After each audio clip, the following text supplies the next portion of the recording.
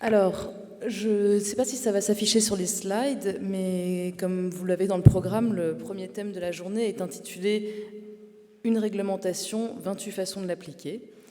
Donc on aborde la thématique européenne avec 3 intervenants. Alors il y en a un qui vient de Bruxelles, qui devrait arriver d'ici peu, on l'attend. En attendant, nous avons donc Dominique Plion, porte-parole d'ATTAC, l'organisation altermondialiste ATTAC, et Aubry Moriot, qui donc est dans le train de Bruxelles, entre Bruxelles et Paris. Et François Clément Grandcourt, vous êtes donc directeur général adjoint, catégorie briquet du groupe BIC. Et alors, je rappellerai que près de 20% de l'ensemble des importations mondiales passent par les douanes européennes, soit plus de 2 milliards de tonnes de marchandises par an. Si la réglementation douanière en Europe est contenue dans le Code des douanes communautaires, qu'en est-il réellement, sachant que les lois et les réglementations ne sont effectivement pas identiques dans les 28 pays membres de l'Union? C'est autour de cette thématique que nous allons discuter, nous allons commencer la journée. Et les fonctionnaires de douane doivent effectivement avant tout faire respecter la sécurité, lutter contre la contrefaçon, le trafic de personnes, de drogue, etc. Mais ils répondent à des obligations liées à des accords internationaux conclus par l'Union européenne. Et je vais donc passer la parole dans ce contexte à Dominique Plion, donc porte-parole d'ATTAC, qui vous inquiétez notamment du projet d'accord de libre-échange transatlantique. Alors peut-être commencer par présenter ce projet. Bien sûr. Je vous remercie de m'avoir invité. Je suis très content d'être dans cette enceinte et parmi vous. Alors, vous le savez sans doute, le 14 juin dernier, le Conseil européen, le Conseil des chefs d'État et de gouvernement européens, a donné un large mandat à la Commission européenne pour ouvrir des négociations en vue de conclure un accord de libre-échange avec les États-Unis. Et l'objectif affiché de ce partenariat transatlantique sur le commerce et l'investissement, donc PTCI, Partenariat transatlantique sur le commerce et l'investissement, est de libéraliser les échanges entre les deux les plus grands marchés de la planète, en fait, le marché des États-Unis et le marché de l'Union européenne. Les barrières tarifaires étant déjà relativement faibles dans la plupart des secteurs en ce qui concerne les échanges entre ces deux pays, avec des exceptions notables, comme par exemple l'agriculture et la culture, il s'agit dans cet accord principalement de s'attaquer aux barrières non tarifaires, principalement les normes et règlements, qui sont critiqués par les multinationales, qu'elles soient européennes ou nord-américaines, dans leur stratégie de pénétration des marchés étrangers. Et par ailleurs, et ça c'est très important, le PTCI, c'est la dernière lettre I, est une institution qui va mettre en place des clauses et des procédures d'arbitrage dites investisseurs-États, permettant aux firmes multinationales de porter plainte contre les États et les collectivités locales qui auraient mis en place des réglementations non conformes à la libre circulation des marchandises, des services, etc. Le projet de PTCI a été célébré par les gouvernements, dont le nôtre, et par la Commission européenne parce qu'il est susceptible, d'après eux, de permettre aux entreprises d'avoir accès à de nouveaux marchés, donc de stimuler leurs exportations et de conduire à un supplément de croissance estimé à 0,5% du PIB par an, ce qui paraît énorme. C'est l'estimation de la Commission. Alors évidemment, comment refuser une telle perspective au moment où l'Union européenne se trouve engluée dans une récession durable? Pour nous, pour ATTAC et bien d'autres organisations, la réalité risque d'être assez différente des discours officiels, car ce partenariat ne sera pas un simple accord technique destiné à harmoniser les normes de part et d'autre de l'Atlantique. Il y a, selon nous, derrière les décisions qui pourraient être prises à l'issue des négociations, des risques importants et même de véritables choix de société. Le gouvernement français, comme vous le savez, j'imagine, avait imposé, grâce d'ailleurs à la mobilisation exemplaire des artistes, cinéastes, musiciens, etc., que le dossier de l'exception culturelle soit exclu du champ des négociations. Mais peut-on faire confiance au commissaire De Gucht et à M. Barroso qui ont été opposés à cette exclusion et qui l'ont dit publiquement, y compris devant nos partenaires américains? La France sera-t-elle prête, par exemple, à opposer son veto s'il y a une menace sur le secteur culturel, au risque de devoir faire des concessions coûteuses sur d'autres dossiers? Parce que vous savez que ces négociations sont donnant-donnant. J'obtiens une avancée, ou en tout cas maintiens la protection dans tel secteur, mais je dois céder sur tel autre, par exemple l'agriculture. En fait, la question qui se pose, et c'est vraiment une question pour nous extrêmement importante, c'est l'Europe et les États membres pourront-ils résister au pouvoir renforcé des firmes multinationales dans le cadre des mécanismes d'arbitrage privé, dits investisseurs-États, qui sont mis en œuvre dans le cadre de tribunaux d'experts privés, des tribunaux ad hoc, et qui vont donc qui pourraient obliger les États à infléchir leur politique, par exemple, de protection dans tel ou tel domaine, ou de maintien de normes destinées à protéger les usagers dans tel et tel domaine. Donc là, il y a un véritable danger. Vous savez peut-être, vous êtes plus compétent que moi dans ce domaine, que chaque année, il y a plusieurs centaines d'arbitrages privés qui sont rendus dans ce cadre de ces tribunaux d'experts ad hoc, et que les 2/3 au moins de ces avis rendus par les experts sont favorables aux entreprises multinationales contre les États et les collectivités territoriales. Donc il y a vraiment un souci à se faire par rapport à cette dimension investissement présente dans le projet d'accord. La sécurité alimentaire est pour nous un autre aspect emblématique de la relation commerciale États-Unis-Europe.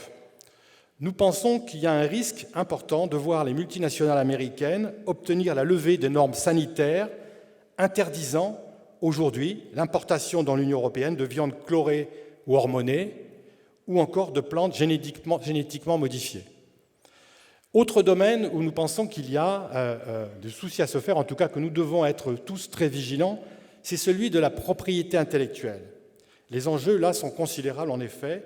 Le renforcement de la protection des droits conférés aux entreprises par la détention de licences et de brevets, dont la Commission européenne, d'ailleurs, est une fervente avocate, risque de menacer l'accès, par exemple, des citoyens à un Internet libre ou encore à des médicaments génériques bon marché. Ce sont des domaines tout à fait stratégiques, je crois, pour le bien-être des citoyens, et là, il y a aussi des enjeux tout à fait considérables. De même, les États membres et les citoyens qui refusent l'extraction de ressources présentes sur leur territoire, en particulier le pétrole et le gaz de schiste, pourront-ils résister aux multinationales du secteur énergétique et au pouvoir public états-unien qui considèrent ces ressources comme la garantie de l'autonomie énergétique et de la compétitivité? Pour nous, le PTCI, ce futur accord, s'il est signé, ce qui est loin d'être le cas, heureusement, ne menace pas seulement d'affaiblir les garanties qui protègent les citoyens en tant que travailleurs et usagers. Il va aussi à l'encontre, et c'est très important, nous pensons, du principe démocratique, qui suppose que ceux qui sont concernés par les normes et les règlements puissent les décider à travers leurs élus. Or, cette négociation, qui va être conduite dans la plus grande opacité, va violer ce principe. Et ce déni de démocratie risque d'être aggravé par la capacité donnée aux entreprises, par le futur accord, d'attaquer les États ayant fixé ces normes démocratiquement. C'est pourquoi nous pensons qu'il est important que les organisations du mouvement social, dont les organisations syndicales, les ONG, se mobilisent pour demander, pour exiger un véritable débat public et démocratique avec les élus, notamment, sur cette question du futur accord et de quel type de normes nous voulons, quel type de droits nous devons protéger. Ceci est tout à fait essentiel. C'est pourquoi, d'ailleurs, nous avons écrit, dès le 14 juin, jour où le mandat a été donné à la Commission pour négocier, à Nicole Bricq, ministre du Commerce extérieur, une lettre qui est publique, qui est sur notre site, dans laquelle nous l'interpellons sur les enjeux de ces négociations et sur le fait que nous souhaitons véritablement ce débat, que l'opacité traditionnelle dans la négociation de ce genre d'accord n'ait pas lieu, elle soit levée pour que tous, les uns les autres, et vous, par exemple, vous puissiez être au courant et vous exprimer à travers vos élus, par exemple.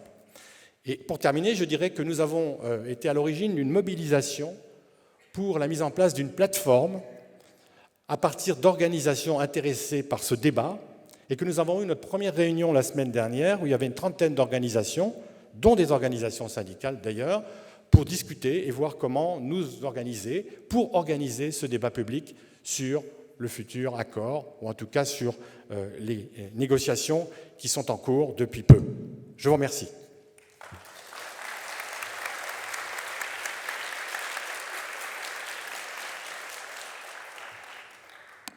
Alors, on l'a compris, vous vous inquiétez concernant ce projet d'accord de libre-échange transatlantique d'un problème éventuel d'abaissement des normes, d'une part, et d'un manque de transparence. Alors, on va passer la parole maintenant à Monsieur François Clément Grandcourt, donc profil totalement différent, puisque là, nous sommes face à vous êtes directeur général adjoint catégorie briquet de la société BIC. Donc, je vous laisse peut-être, je rappellerai simplement, pour introduire votre intervention, qu'un citoyen européen sur 2 est convaincu que 50% des produits sont vérifiés par les douanes avant d'entrer sur le territoire européen. C'est une étude que donc votre société a menée en 2011, et suite à quoi vous avez des choses à dire sur le sujet. En effet, qu'est-ce qui relie le chiffre 50% et le chiffre 0,01%? Simplement le fait qu'un citoyen sur 2 en Europe est convaincu que 50% des produits qui rentrent en Europe sont vérifiés physiquement par la douane, alors que ce chiffre, dans la réalité, il est plus proche de 0,01%, et encore, ça dépend de ce qu'on appelle un contrôle. Voilà la schizophrénie dans laquelle nous vivons actuellement en Europe, une fausse impression de sécurité du consommateur qui est délibérément véhiculée par les États membres. Bonjour mesdames et messieurs, je travaille sur les briquets BIC. Nous cherchons à faire passer le message depuis plusieurs années du danger qui aujourd'hui résulte de briquets dangereux en Europe, et je vous propose de rentrer dans certains de ces aspects. Si je n'ai pas votre connaissance approfondie de la douane, j'ai par contre eu beaucoup de contacts avec les douaniers à travers l'Europe, et j'ai pu constater combien une seule et même loi peut être appliquée de façon particulièrement différente dans les différents États membres. Ainsi, je ne parlerai délibérément pas de la France, mais je parlerai des 28 États membres. J'associe également dans mon discours la douane et l'autorité de surveillance de marché, tant le travail des deux corps sont complémentaires dans tout ce que je vais dire. Je vais commencer par vous raconter une histoire, celle de la chute de l'industrie du briquet sous l'effet de la concurrence déloyale. Un briquet, c'est un produit potentiellement dangereux, de façon évidente, avec sa flamme externe, le gaz pressurisé et évidemment le gaz inflammable. Ce risque est exponentiel dans la mesure où le briquet est mal conçu ou mal produit.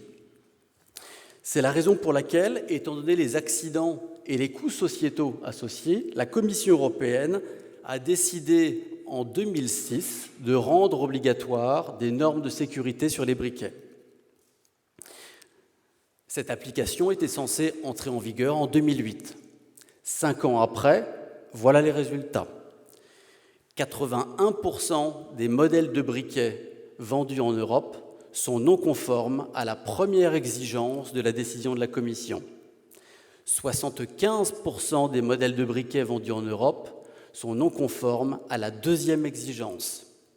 Quant à la troisième, sur les briquets en forme de jouet, qui avaient disparu du marché européen en 2008 et 2009, ils ont refait leur apparition il y a 1 an et demi en toute impunité. Les chiffres de ProSafe, une entité qui regroupe des personnes travaillant dans les autorités de surveillance de marché à travers l'Europe et financée par la Commission européenne, confirment cet échec. Elle a démontré que l'écrasante majorité des produits non conformes sur le marché européen sont importés.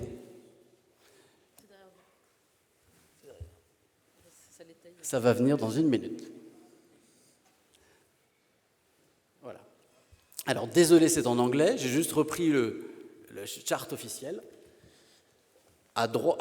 Sur votre droite, vous avez les fabricants européens, où vous voyez que l'écrasante majorité est conforme. Et à votre gauche, vous voyez le même chiffre pour les briquets importés, montrant que l'écrasante majorité des briquets importés sont non conformes aux exigences de la Commission. Et encore, on ne parle ici que de la première exigence sur les 3 dont j'ai parlé tout à l'heure. Il se trouve que les coûts pour faire des briquets conformes sont considérables. On estime que ça multiplie le coût par 3. Les briquets non conformes jouissent donc d'un avantage prix qui crée une concurrence déloyale qui a amené certaines entreprises conformes au bord de la faillite. Pour essayer de réduire la pression de la concurrence déloyale, qu'ont fait certaines d'entre elles, elles ont abaissé la qualité de leurs briquets pour finalement devenir non conformes. Voilà comment une décision visant à améliorer la sécurité des consommateurs finit par la détériorer. L'Association de consommateurs européenne ANEC a dit en mai dernier, lors d'une réunion au Parlement européen sur la sécurité des produits, que le briquet est l'exemple vivant de la faillite du système de sécurité des produits non alimentaires en Europe. Ceci a un impact évidemment sur les victimes.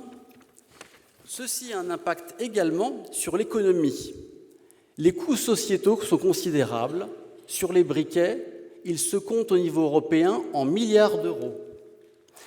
Enfin, les coûts sur l'économie viennent également par la perte de parts de marché des entreprises européennes qui, dans le cas du briquet, sont conformes. Pourquoi ? Simplement, d'abord, par la mise en place de normes coûteuses, justifiées mais coûteuses. Le fait qu'elles soient coûteuses n'est pas le problème, dans la mesure où il y a des contrôles. Le problème qu'il y a, c'est qu'il n'y a pas de contrôle suffisant pour faire appliquer ces règles. Dans ces conditions, le système pousse donc les entreprises, cherchant plus de profit, à vendre des produits non conformes comme s'ils étaient conformes. Il est amusant combien on entend le terme d'entreprise éthique. Et quand je discute, on me dit « oui, mais les entreprises cherchent à être éthiques ». Dans la théorie économique, je n'ai jamais lu une entreprise éthique. J'ai lu une entreprise rationnelle. Et si le système pousse sur le fait que les entreprises gagnent plus d'argent en vendant des produits non conformes, alors on les pousse au crime. Certains industriels hors du briquet, évaluaient les coûts de la concurrence déloyale à 3% du PNB européen. Je ne sais pas l'évaluer globalement, mais je sais juste que les entreprises éthiques dans le briquet ont une part de marché qui ont diminué de 70% à 30% à cause de cette concurrence déloyale. Dans ce contexte, quelles questions pose actuellement le démantèlement de la douane et des autorités de surveillance de marché à travers l'Europe ? Première chose, quelle vision avons-nous de la sécurité du consommateur ? Le corollaire, veut-on garder la maîtrise des coûts sociétaux dans nos pays ? Ensuite, sur l'industrie, veut-on garder une industrie ou souhaite-t-on privilégier des acteurs non éthiques, essentiellement non européens, en ce qui concerne le briquet ? Voyons plus large que le briquet. Bien d'autres industries concernées par la sécurité ou pas, par exemple les pneumatiques, la chimie, le jardinage et des dizaines d'autres, sont confrontées à la même situation. Et au-delà du risque produit, quid du risque et du danger sur la défense de nos marques françaises et européennes et des emplois qu'elles génèrent quand la lutte contre la contrefaçon doit s'intensifier et que les pouvoirs de saisie douaniers s'affaiblissent dans l'Union européenne.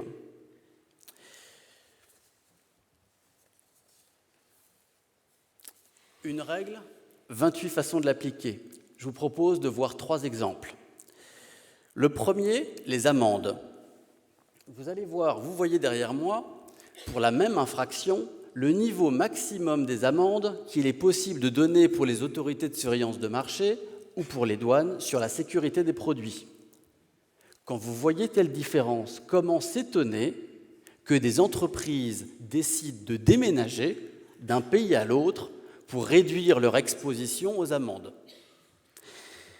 Ensuite, quel message adresse-t-on aux entreprises ? Aux États-Unis, qui ne sont pas connus pour pénaliser les entreprises, l'amende minimum pour la plus petite infraction sur la sécurité des produits est de $100 000. L'amende maximum est de $15 millions par produit. Si vous avez 10 produits, vous multipliez par 10. Le message est simple, vendez ce que vous voulez, mais si vous jouez avec la sécurité, le jour où on vous attrape, votre entreprise disparaît. En Europe, avec des montants d'amende ridicules dans la majorité des pays européens, le message est « la prochaine fois, ne recommencez pas ». Mais honnêtement, combien de prochaines fois y a-t-il, vu le faible niveau de contrôle que nous avons aujourd'hui partout à travers l'Europe ? Un représentant des autorités de surveillance de marché me disait « il y a 20 ans, on se levait le matin et on se demandait combien d'entreprises on allait verbaliser. Aujourd'hui, on nous demande combien d'entreprises on va former aujourd'hui. » Vu qu'il n'y a rien à craindre pour les entreprises, pourquoi se priver ? Au-delà des amendes, quel est le niveau de priorité sur un même sujet à travers l'Europe ? ProSafe, dont je parlais tout à l'heure, qui a suivi l'activité du briquet, a compilé certaines statistiques de contrôle à travers l'Europe. Et je vous laisse les voir. Vous devez savoir que les Pays-Bas sont le principal point d'entrée en Europe, avec 1/3 des importations passant par Rotterdam. Sur le chart suivant, je vous invite à regarder les chiffres de contrôle faits à Rotterdam.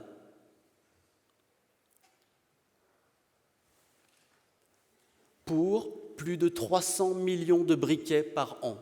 En 3 ans, ils ont vérifié 8 containers. Et je demande à savoir quelles vérifications ont été faites sur ces 8 containers. Lors d'une rencontre en 2009 avec les autorités douanières de Grande-Bretagne, on m'indique que les priorités de la douane sont les armes, la drogue, l'alcool, les CD et les DVD. Je demande quel est le niveau de priorité pour la sécurité produit. On m'indique que c'est la 7e priorité.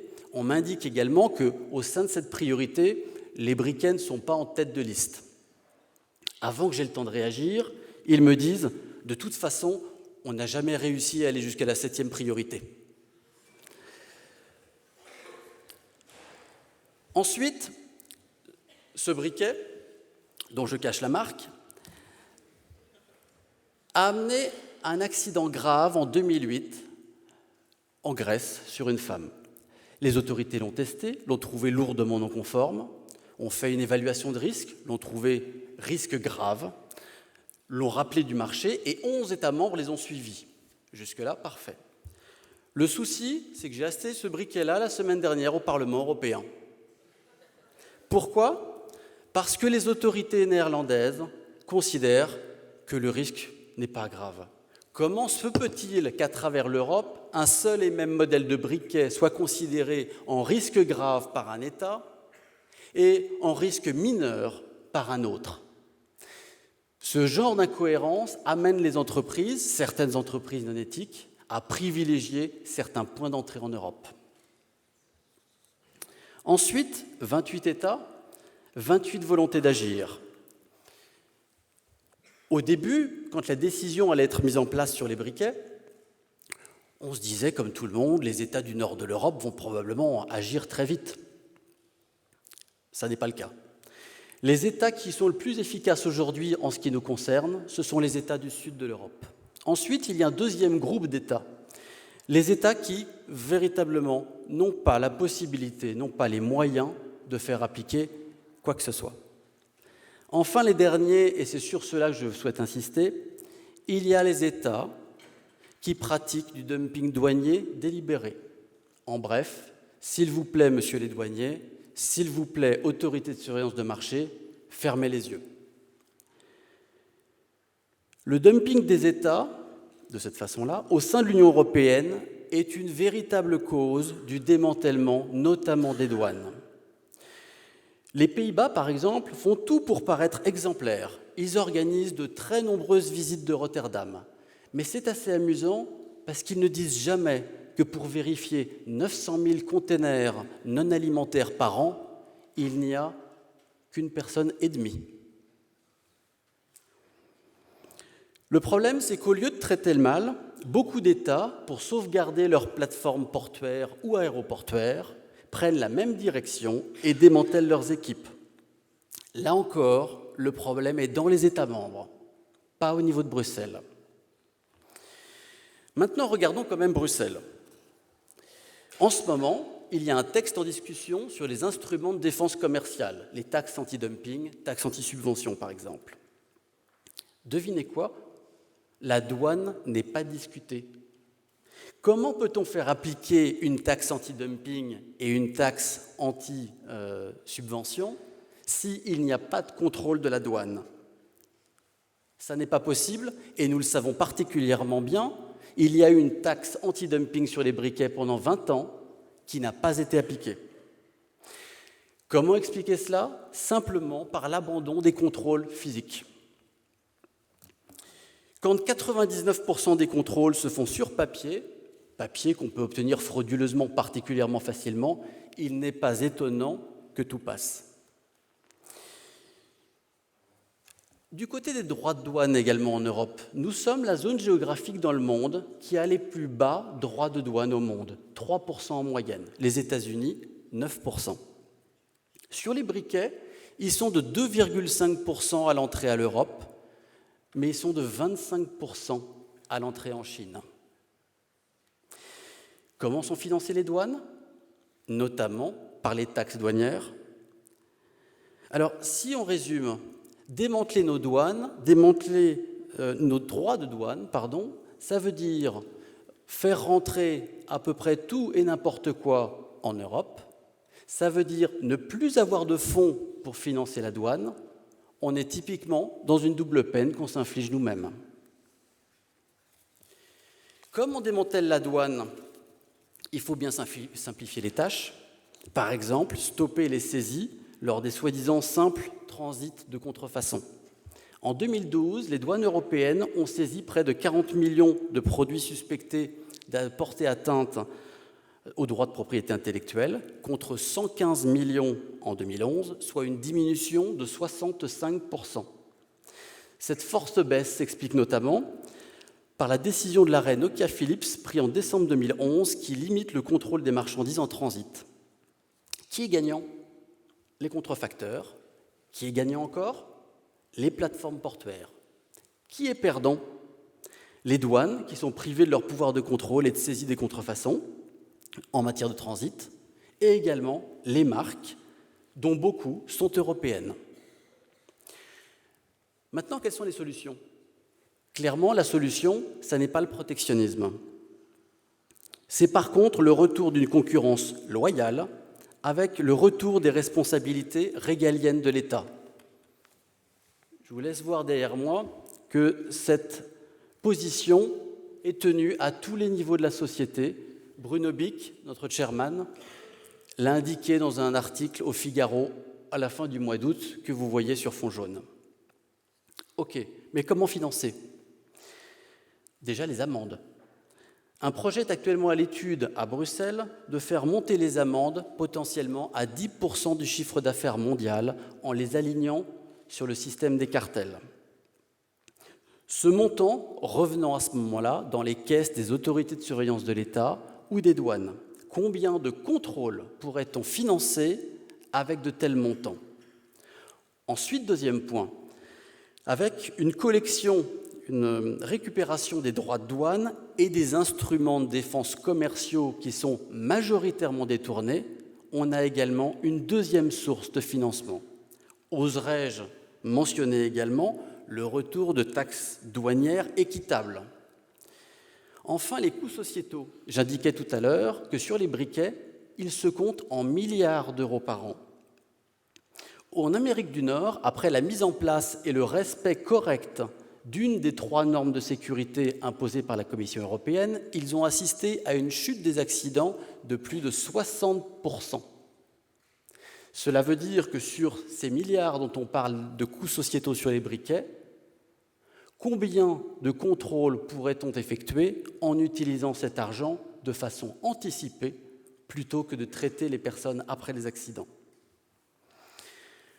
Aujourd'hui, syndicats douaniers et syndicats d'autorités de surveillance de marché à travers l'Europe, il y a un rôle clé à jouer pour faire connaître la problématique actuelle aux décideurs politiques, mais également au grand public. Vos administrations ne peuvent pas tenir ce rôle. Raconter réellement ce qui se passe aux parlementaires français en l'occurrence, mais plus généralement aux parlementaires nationaux de toute l'Europe, à la Commission européenne, au Parlement européen et même au Conseil qui représente les États à Bruxelles, qui, quand je leur raconte ce qui se passe, tombent de l'arbre. Ils n'en savent rien, absolument rien. La vaste majorité, et de tous bords politiques, sont mûrs et sont prêts à entendre.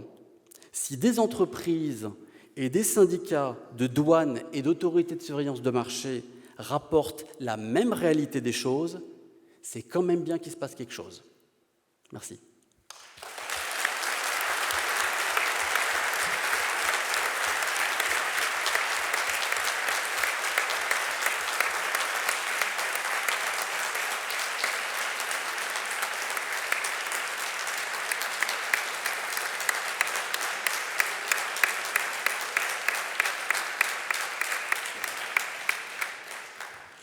Alors, avant les éventuelles réactions et questions, pour compléter ce que vient de dire M. Clément Grandcourt, M.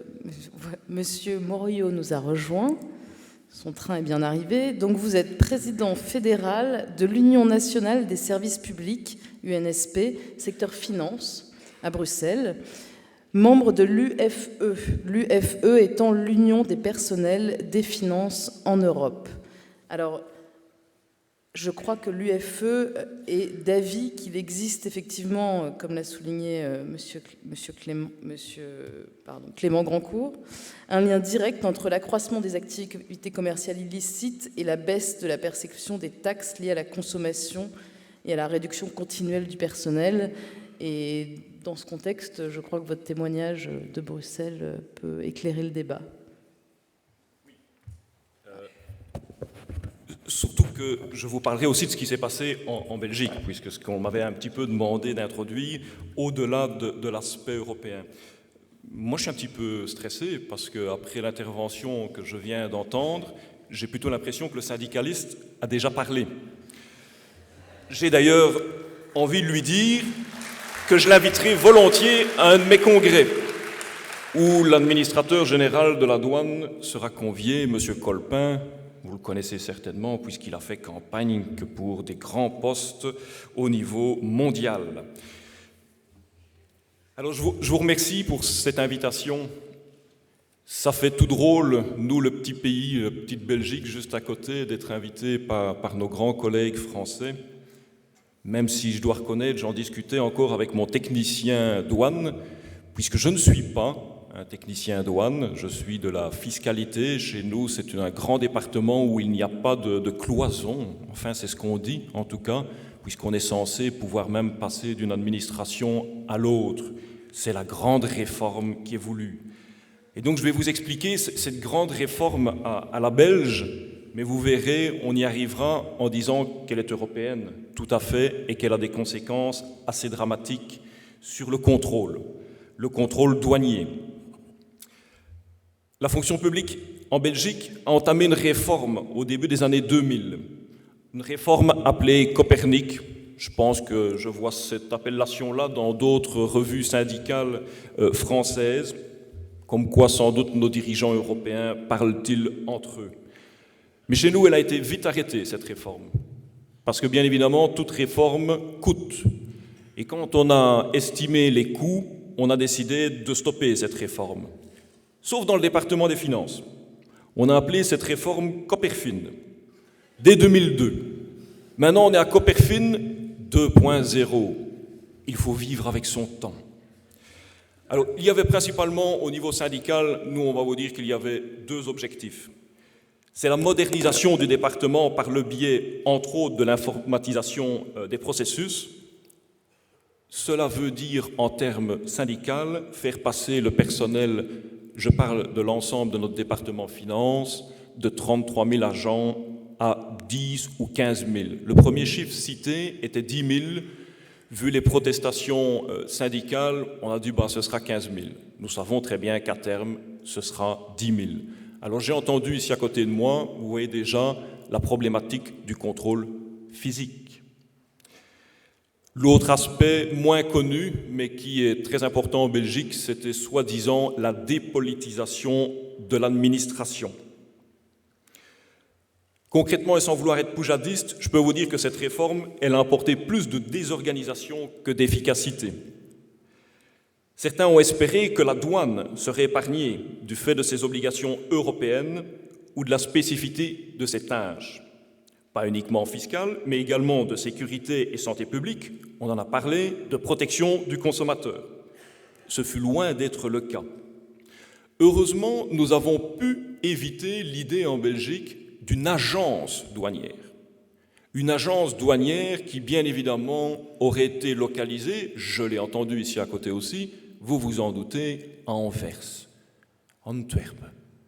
Si vous savez, il y a un beau port qui fait concurrence à celui de Rotterdam, et c'est la guerre entre eux. La guerre économique, bien évidemment, mais certainement pas de lutte contre la fraude fiscale. L'administration belge des douanes et accises connaît un véritable détricotage de ses structures, ce qui amène énormément de confusion tant aux acteurs économiques, désolé, que nous devons appeler clients, ça nous pose vraiment un grand problème. Vous venez d'entendre, on parle, il faudrait des sanctions plus lourdes. Des sanctions lourdes quand on appelle quelqu'un client, c'est quand même un petit peu délicat. Vous êtes mon client et je vais vous faire payer. Règle générale, moi je connais plutôt le mécanisme inverse. Mais bien évidemment, ça pose énormément aussi de difficultés aux agents en place. Au nom de la performance économique, on contraint les agents à ce que les contrôles effectués ne constituent pas des entraves au commerce. Au nom du développement économique, on en vient à concurrencer nos collègues européens. Je pense que je viens de voir cette explication donnée par le secteur du privé. Je peux vous le confirmer en tant que syndicaliste. On attire les firmes internationales en leur promettant souplesse et rapidité. Le terme anglais « compliance », qui devrait signifier conformité et respect, semble vouloir signifier en Belgique complaisance envers les firmes. Et je peux vous le dire, surtout, essayez de voler des parts de marché au port de Rotterdam, et quand vous voyez déjà les chiffres qu'on vient de vous citer, eh bien c'est effarant pour nous. Cette concurrence est même visible au sein même de la Belgique, qui, comme vous le savez, on possède un record en Belgique, 540 jours sans gouvernement. Nous subissons de graves conflits communautaires entre flamands et francophones. Le port d'Anvers voulant accueillir l'ensemble des opérateurs et offre des packages sur mesure pour les entreprises. Si nous entendions notre administrateur général, M. Colpin, à l'heure actuelle, nous serions presque simplement une plaque de transit, puisque surtout pas de contrôle, juste leur donner les papiers et juste faire rentrer les marchandises en Europe. Au nom du management intelligent, les agents sont contraints d'effectuer des missions de contrôle déterminées par un programme d'analyse de risque. Fini le recours au flair du douanier, fini le recours et le contrôle physique classique. Les procédures, au contraire, pour justifier un écartement dans les missions de contrôle prédéfinies par l'ordinateur sont tellement lourdes que les agents sont totalement démotivés pour les mettre en œuvre. Bien évidemment, tous les mécanismes frauduleux, s'ils ne sont pas vérifiés par des contrôles physiques, j'en parlais encore avec mon technicien, c'est très beau les scans, c'est très beau les maîtres chiens, quoique là aussi, maîtres chiens, nous avions les maîtres chiens qui étaient formés ici à La Rochelle, en France, trop coûteux. Alors on a formé quelqu'un chez nous en Belgique, qui maintenant forme nos collègues douaniers en Belgique, aux maîtres chiens. Je peux vous dire que, Paul, oserais-je le dire, aucun de nos chiens n'arrive à détecter de la drogue. Je vais vous raconter une petite histoire qui vient de me raconter à l'instant même dans le train. Il n'avait jamais osé me la raconter. T'aurais jamais dû, Paul. Quand le ministre est venu pour montrer que tout fonctionnait bien, on a placé quelques petits paquets de drogue un peu à gauche et à droite. Paul, qui savait que les chiens ne détectent rien, nos chiens belges, eh bien, il s'est dit, ouh là là. Puis tout d'un coup, il s'est dit, ah ben, le chien, il a tout trouvé. Il va voir son collègue, il lui dit, oh, c'est bien, maintenant la formation, ça va un peu mieux quand même. Ouais, et j'avais mis de la nourriture sur chien sur tous les colis pour être sûr qu'il trouve.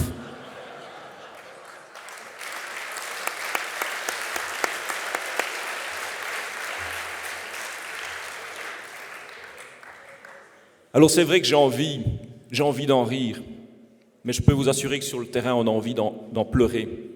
Et je suis vraiment heureux d'entendre le monde économique qui se trouve à côté de moi en prendre conscience. Parce que je pense que vous verrez, je l'expliquerai, il est là l'enjeu. Ce n'est pas de se le dire entre nous, mais c'est d'en faire prendre conscience. Et oui, ça me sidère de me rendre compte qu'à certains moments, des gens qui doivent prendre des décisions n'en ont même pas conscience, mais même pas du bout des doigts. Et donc, à ce jour, il n'a pas encore été prouvé, depuis la mise en place de cette méthode de sélection de dossiers, que le nombre de constatations faites par les douaniers soit supérieur. Pourtant, nous avons toujours des managers qui adorent les comparaisons, les tableaux de bord. Mais à mon avis, celui-là, je ne sais pas, il doit traîner dans une armoire. Un autre élément dramatique sur le moyen et le long terme est qu'au nom de la rentabilité, les nouvelles recrues reçoivent une formation bien moindre que leurs prédécesseurs. À certains niveaux, certains collègues n'ont même pas de formation et sont directement mis sur le terrain. Je peux vous dire les effets dramatiques que cela aura d'ici quelques années.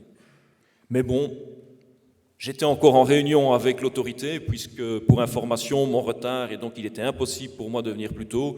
Nous sommes en action, grève du zèle à la douane. Eh bien, nous avons des managers qui estiment que la technicité n'est plus nécessaire. On éloigne de plus en plus le douanier du terrain, ce qui entraîne une perte de connaissance donc, du milieu local et laisse le champ libre au marché économique parallèle dont nous parlions ici. Résultat, gaspillage des ressources, de nombreux consultants en tout genre, un véritable gouffre financier pour des développements informatiques qui n'ont pas été à la hauteur des investissements.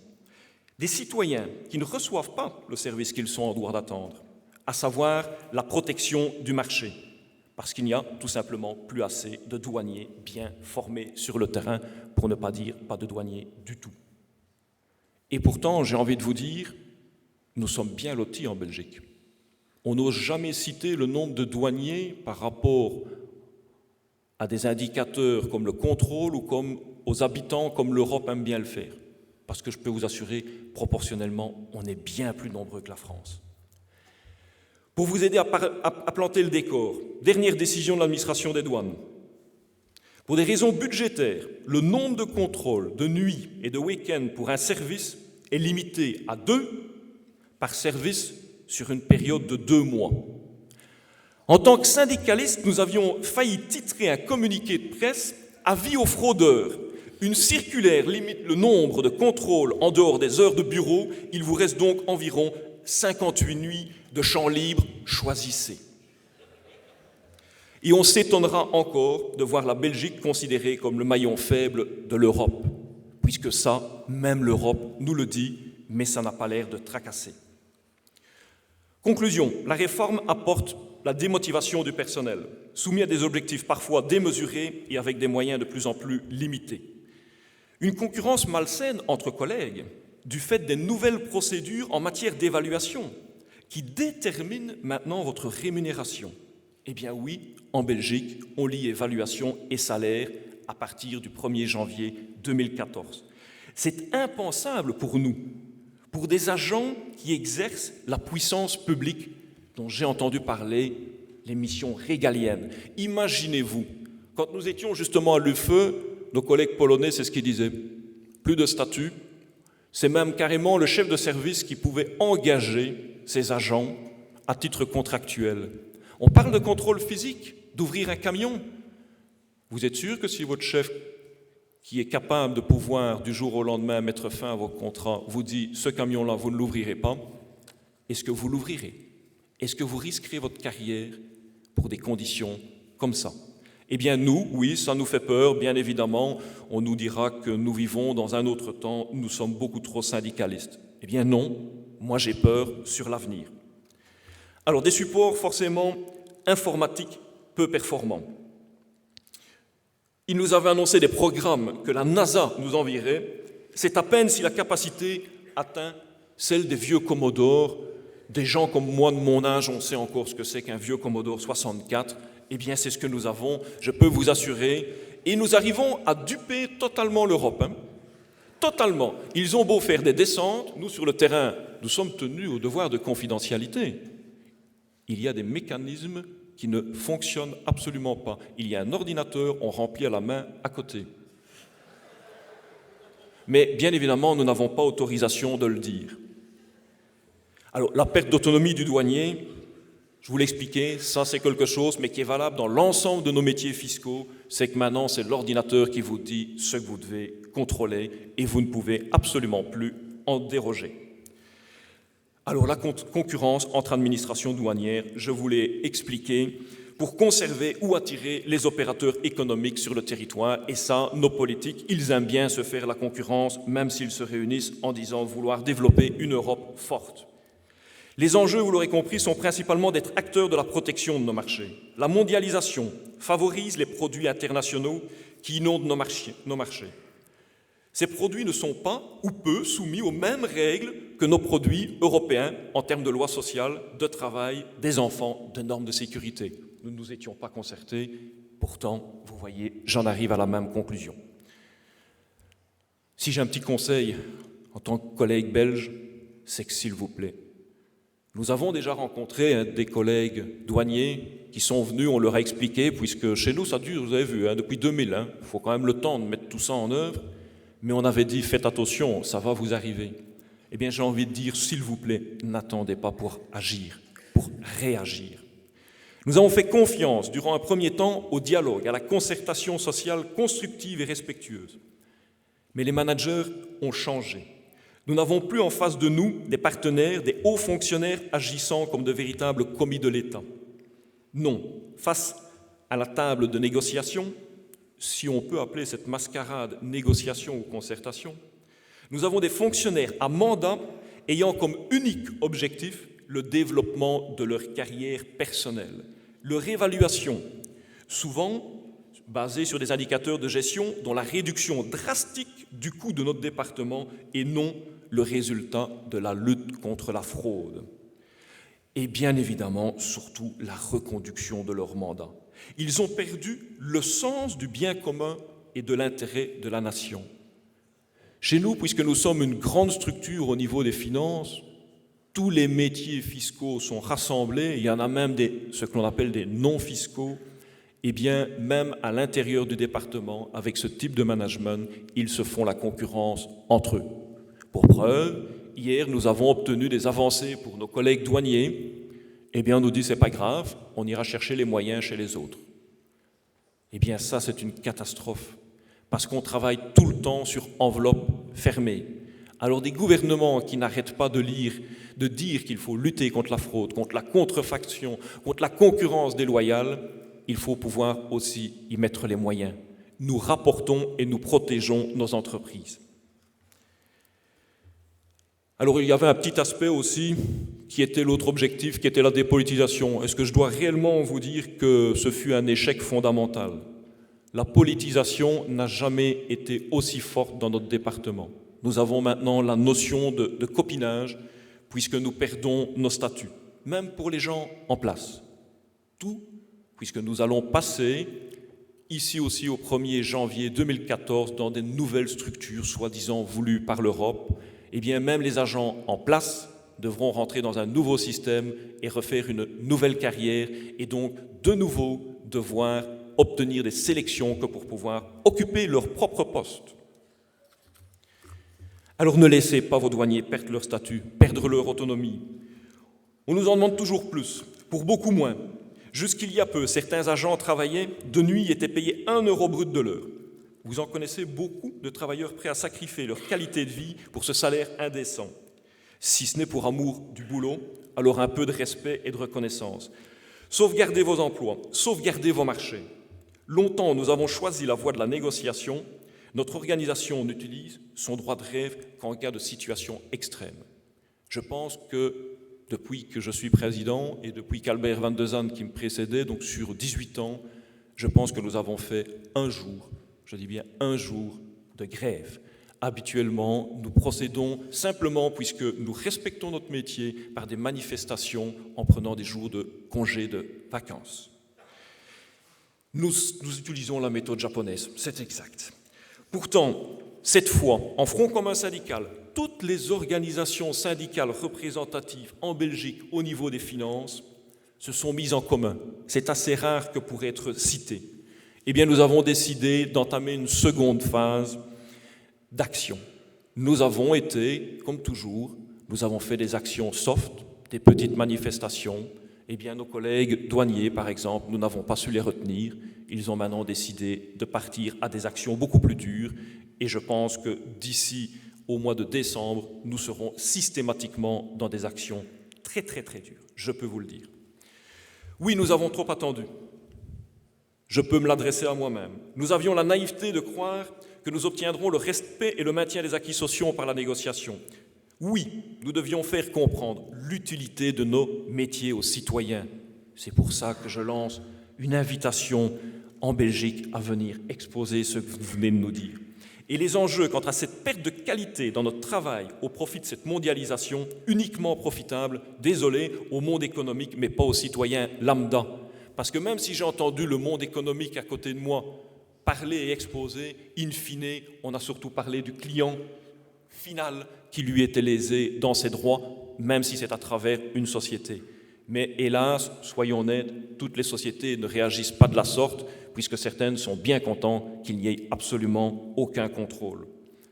Et donc non, ces réformes n'ont pas démontré une meilleure efficacité dans le cadre de la lutte contre la fraude, ni même pour le monde économique. Mais ce constat doit-il se résumer à ce microcosme? Eh bien non.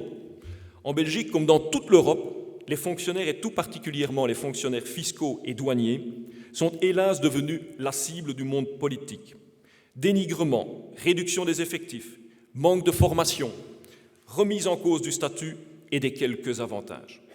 Tel est notre quotidien depuis plusieurs années. Pourtant, nous essayons de démontrer que nous sommes des partenaires loyaux et constructifs, puisque nous avons été, au nom de notre organisation, un des acteurs de la commission d'enquête parlementaire qui a eu lieu en Belgique sur la lutte contre la grande fraude fiscale. Nous avons réussi par miracle, malgré un gouvernement très à droite à l'époque, à obtenir 104 recommandations, dont la fameuse notamment UNAVIA, qui implique très fortement la douane. Mais ce n'est pas suffisant non plus.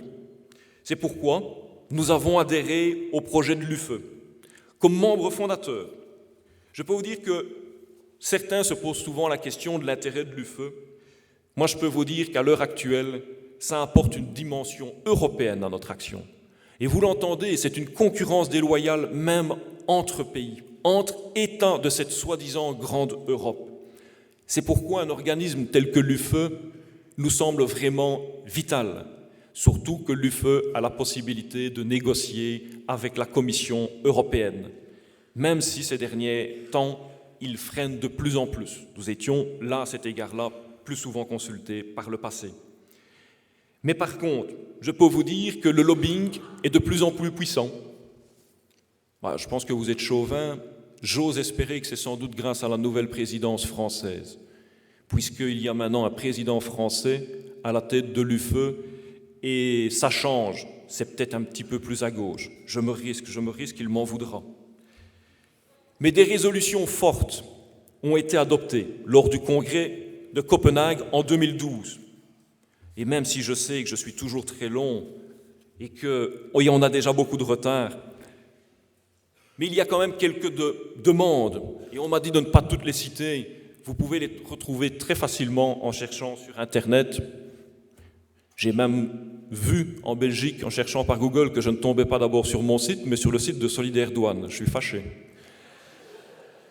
Et donc, je peux vous dire que déjà, nous avons demandé que l'on procède à un investissement immédiat dans les administrations des douanes dans toute l'Europe pour garantir une augmentation du nombre de salariés, que les fonctionnaires des douanes et le personnel aux frontières reçoivent une rémunération équitable et appropriée, laquelle reflète l'engagement et le professionnalisme des fonctionnaires, ainsi que la valeur sur laquelle est basée la société civilisée quant à un service des douanes efficace et effectif. Parce que n'oublions pas qu'il y a des pays, nous avions des collègues qui nous disaient « Demain, la douane, c'est fini dans mon pays. Nous rentrons dans l'Europe, il n'y a plus de douaniers. » Même des gens, et avec la crise économique, et ça c'est un drame social, qui étaient en pré-pension de la douane, ont dû rentrer à l'administration manu militari. Heureusement, nous n'en sommes pas encore là. Mais ceci explique ce petit paragraphe. Que tous les fonctionnaires des douanes disposent d'une protection dans le cadre de leur travail, tant au niveau de la protection et la garantie de leur santé et de leur sécurité, qu'au niveau du bien-être et du soutien des fonctionnaires dans le cadre de leur travail. C'est quelque chose de récurrent au sein de tous les pays, c'est que l'on constate que nous ne sommes pas valorisés et que l'on nous tolère plutôt que de nous considérer comme des partenaires efficaces dans cette société. Je vais me permettre de vous interrompre puisque je crois que ces revendications sont à disposition sur Internet et si on veut garder un tout petit peu de temps pour les questions, j'espérais qu'on rattrape un peu le retard, ce qui n'est pas vraiment le cas. Donc je vous invite dans la salle si vous avez des questions, que ce soit adressées.